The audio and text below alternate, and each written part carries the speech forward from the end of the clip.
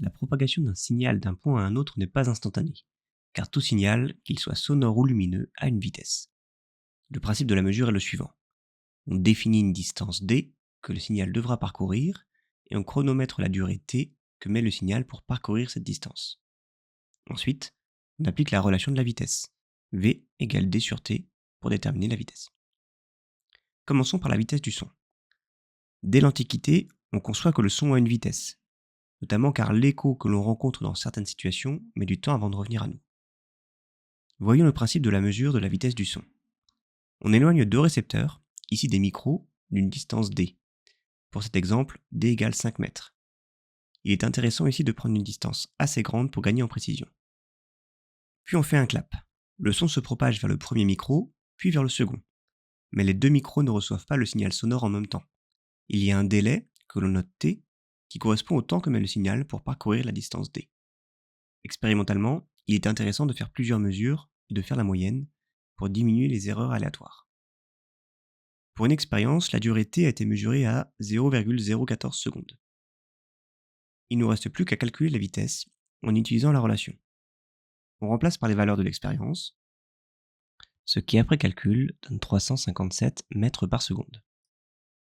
Ce résultat est proche de la valeur généralement retenue, d'environ 340 mètres par seconde. Cette vitesse du son dépend notamment de l'humidité de l'air et de sa température. Cette vitesse n'est donc pas à retenir, mais il peut être utile d'en connaître l'ordre de grandeur.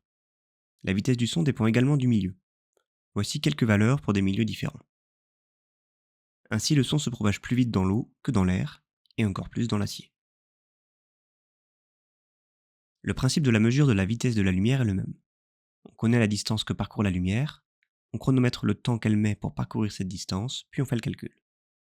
Mais cette mesure est bien plus complexe techniquement, car la vitesse de la lumière est très élevée.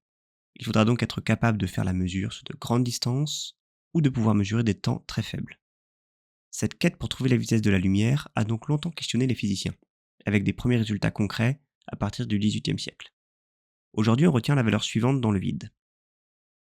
Mais on prend souvent une valeur très approchée et plus facile à retenir, 300 millions de mètres par seconde, que l'on note en notation scientifique 3 fois 10 puissance 8 mètres par seconde. Comme pour le son, la vitesse de la lumière dépend du milieu. Voici quelques valeurs. Dans l'air comme dans le vide, on considère la vitesse de la lumière comme identique. Mais la lumière se propage un peu moins vite dans l'eau ou dans le verre. Sa vitesse reste néanmoins nettement plus grande que celle du son dans n'importe quel milieu. La lumière est donc un excellent moyen pour communiquer rapidement. La vitesse de la lumière sert également à définir une unité de distance très utilisée pour les distances interstellaires, l'année-lumière. Par définition, une année-lumière est la distance que parcourt la lumière en une année. On peut montrer par le calcul que cette valeur est d'environ 10 puissance 16 mètres. Cette unité permet de mieux visualiser les grandes distances.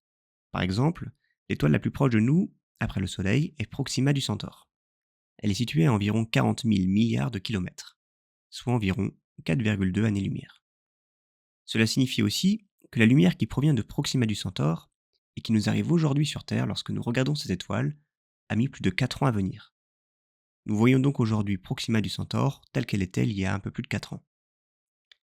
Si l'étoile disparaissait brutalement aujourd'hui, nous en serions informés que dans environ 4 ans, le temps que la lumière nous parvienne.